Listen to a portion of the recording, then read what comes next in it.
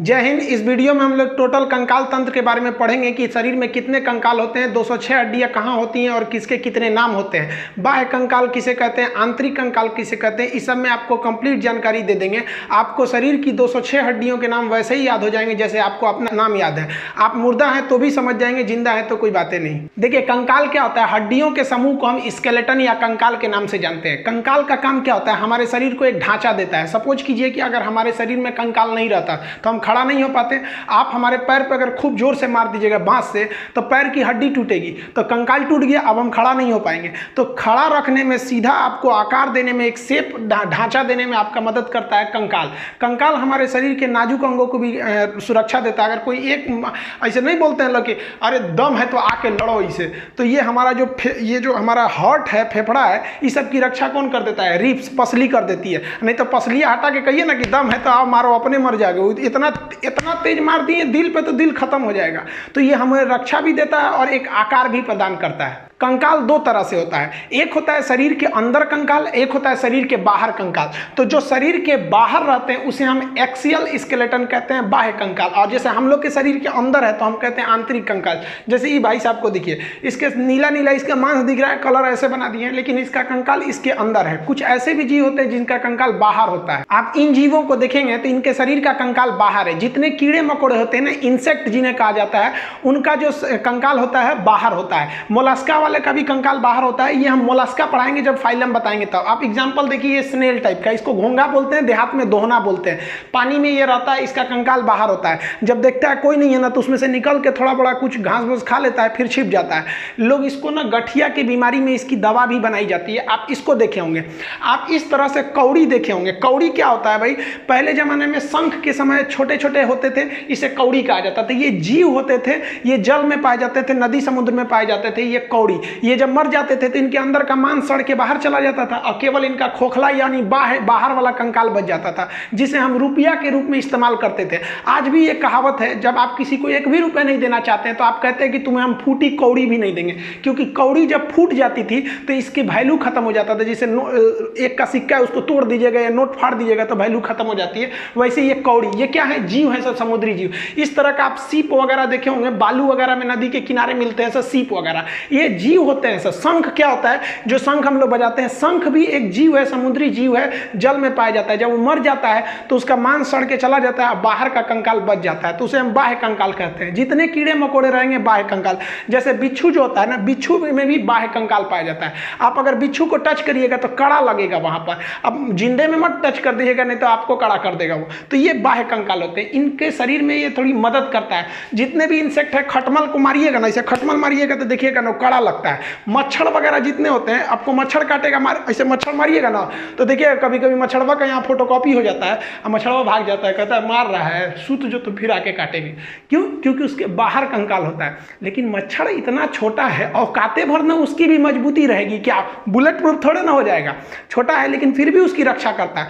आप देखेंगे मधुमक्खी वगैरह या पीला रंग का जो हाड़ा होते हैं सर, अगर वो घूम के आते हैं, आप किताब से इसे मारिएगा, झाड़ू से मारिएगा तो दब उब जाते हैं सही से, और फिर आप जाएंगे तो उठ के भाग जाते हैं सर, क्योंकि उनका कंकाल बाहर का होता है, वो अंदर रक्षा कर देता है। जैसे आप कॉकरोच को देखिएगा, कॉकरोच को ऐसे मार दीजिएगा, पैर और से कूच काट दीजिएगा तो ऐसे टेढ़ टाड़ के हो जाएगा, अंदर ऐसे देखेगा ससुरा कचर दिया हमको, अब चल जाएंगे तो चल जाएगा, मार के तोड़ दिया हड्डी मेरा, और उधर कोना वोना में जाएगा, एक दो दिन में अपने से ठीक होके मुरुक तुरुक जाता है तो सही हो जाता है। तो ये सब जो था, चींटी को भी देखिएगा, आप चींटी को मसलिएगा ना तो हल्का कड़ा लगेगा, आपको मांस टाइप का नहीं लगेगा, थोड़ा थोड़ा कड़ा लगेगा। अब चींटी इतनी छोटी ही होती है कि वो कितना मजबूती दे सकती है, लेकिन अपने हिसाब से सुग्गा उगा को पकड़िएगा। ये सब क्या है, सब जितने जीव होते हैं सर, जो छोटे मोटे कीड़े होते हैं, इनकी रक्षा कैसे किया जाएगा। इन सबको पता है कि हमारी रक्षा कोई नहीं करने वाला है, ना हमारे को पहनने के लिए कपड़ा रहेगा ना कुछ, इसलिए ये लोग क्या है लोग भाई, तो ये बाह्य कंकाल वाले होते हैं, छोटे मोटे इंसेक्ट। इन लोगों को देखिएगा तो ये कौन से हैं भाई, ये तो आंतरिक कंकाल है, यानी इंडो स्केलेटन है। इनका जो कंकाल तंत्र है, स्केलेटन है, इनके शरीर के अंदर है। अब गाय, बत्तख, मुर्गा, मुर्गी, सुअर, ये जितने हैं सब इनके शरीर के अंदर कंकाल होता है। अब ऐसे थोड़ी ना देखेंगे कि शरीर के बाहर इनका कंकाल है, इनके बाहर केवल एक सींग आपको भले मिलेगा। मुर्गी का हड्डी कहाँ रहता है, बाहर रहता है। मुर्गी काटेंगे चिकन उकन तब ना अंदर हड्डी वगैरह रहता है। तो ये जितने भी चीज़ देख रहे हैं, ये हम लोग किस में आ जाएंगे, हम लोग आंतरिक कंकाल में आ जाएंगे। हमारे लिए सबसे पहले रक्षा हमारा चमड़ा करता है, ये धूल कण को रोक देता है, उसके बाद मांस करता है, उसके बाद हड्डी करता है। तो हम लोग को कई तरह से है, तो हम लोग जो होते हैं आंतरिक कंकाल में आते हैं। इस तरह से आप अगल बगल के जीव को देखिए और पता कीजिए कि वो आंतरिक कंकाल है कि बाह्य कंकाल है। अब एक बात बताइए, जो टर्टल होता है, कछुआ, इस कछुआ कौन कंकाल होता है? तो ध्यान से समझिए, इसमें दोनों कंकाल होता है। ये जो इसका जो पीठ है, ये जो पीठ वाला हिस्सा, ये है आपका बाह्य कंकाल, इसके बाहर कंकाल है।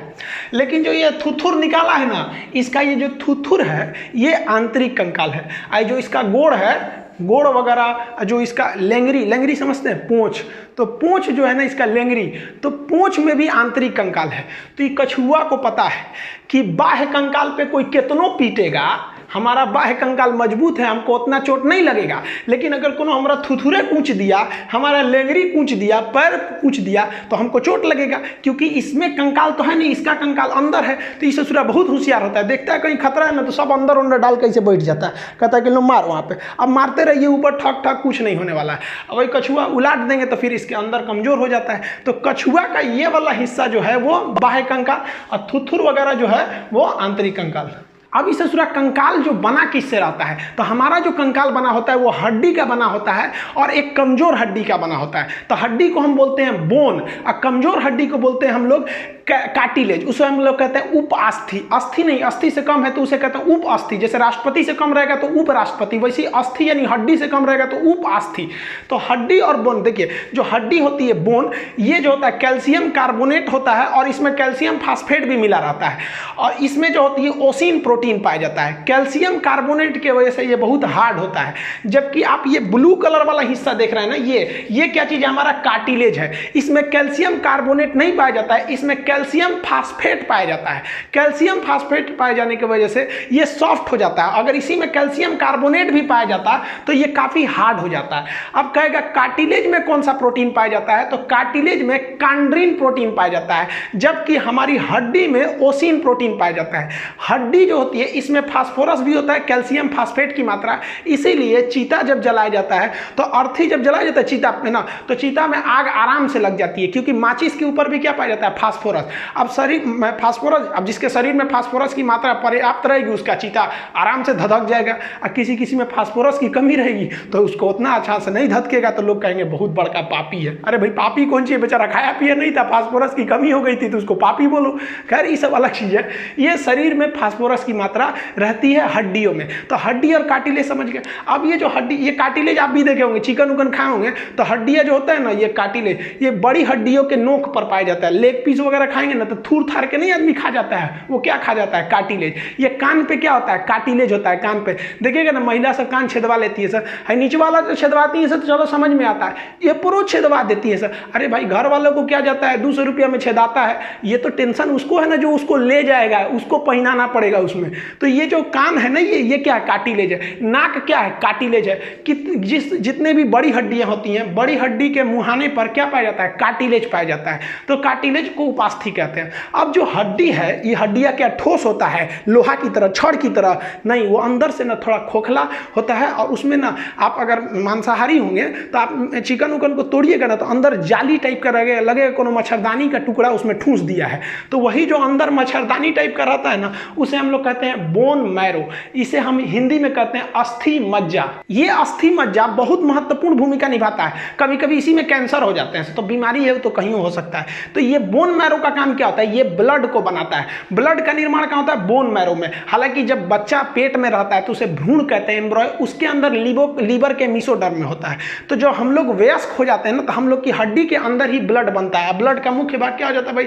RBC, WBC. कहेगा आरबीसी कहाँ बनेगा? बोन मैरो में। डब्ल्यूबीसी बोन मैरो में। ब्लड कहाँ बनेगा? बोन मैरो में। इन हड्डियों के समूह को ही हम कंकाल कहते हैं, कंकाल तंत्र। अब ये जो हमारे शरीर में 206 हड्डियां हैं, इसको अभी हम समझेंगे 206 होती है कि 208 की, 270 की, 300, ये बाद में बताएंगे। अभी जो हमारा शरीर का कंकाल है, जो वयस्क मानव होती है, इसमें 206 हड्डियां होती हैं। इन 206 हड्डियों को दो भाग में बांटते हैं। एक होता है एपेंडिकुलर, जिसे कहते हैं उपांगी। एपेंडिकुलर हड्डी उसे कहते हैं जो शरीर के बाहर होती है, पकड़ने चलने फिरने का काम करती है, किसी की रक्षा नहीं करती है। तो ये हो गया एपेंडिकुलर, इसमें रेड कलर का दिख रहा है, जैसे ये हाथ है, ये हाथ है, हाथ किसी चीज की रक्षा थोड़ी करता है, चलने फिरने में मदद करता है। कंधा ये है, घूमने में मदद करता है। कमर इधर उधर घूमने में मदद करता है, पैर मदद करता है। तो जो घूमने चलने फिरने पकड़ने उकड़ने का काम करते हैं उन्हें हम कहते हैं एपेंडिकुलर उपांगी। इसकी संख्या 126 होती है, 206 में से 126 यही होता है। और जो बीचों बीच एक्सिस पे होते हैं ना, बीचों बीच में एक्सिस, उसे हम कहते हैं एक्सियल, हिंदी में कहते हैं अक्षीय। इसका काम होता है कि हमारे शरीर के